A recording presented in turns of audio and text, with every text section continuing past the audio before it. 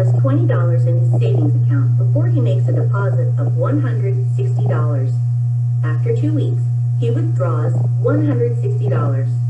How did Samuel's savings account balance change?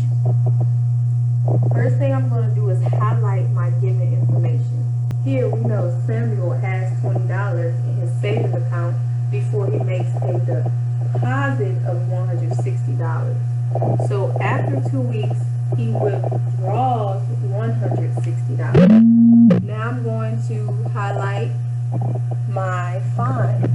And normally with word problems, the find is the question that's being asked. Now, be careful. Listen to what I said. I said normally. This is not all cases. In this case, we're trying to find how did Samuel's saving account change? How did his balance change? So I'm going to write this out.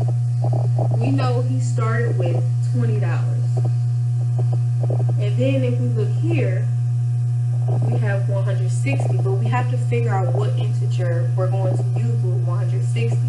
Now remember what I said in example 1.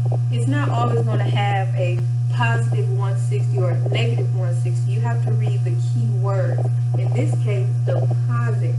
Deposit means to put into your bank account. So his bank account is increasing $160. Then we see here, withdraws 160. Withdrawals mean to take out of your bank account. So his bank account is getting less. So he took out 160. Now remember in example 1, when we had a number in its opposite, when it combined it makes 0. So we have positive 160 and negative 160. When you combine those, it makes 0. That is called additive inverse. So to answer the question, how did Samuel's savings account balance change?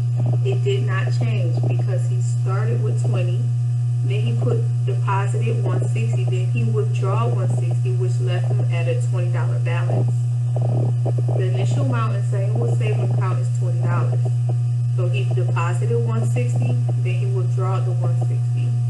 The amount deposited and withdraw are opposite quantities and combine to make 0. Samuel's account balance did not change because the amount deposited and withdraw combined to make 0.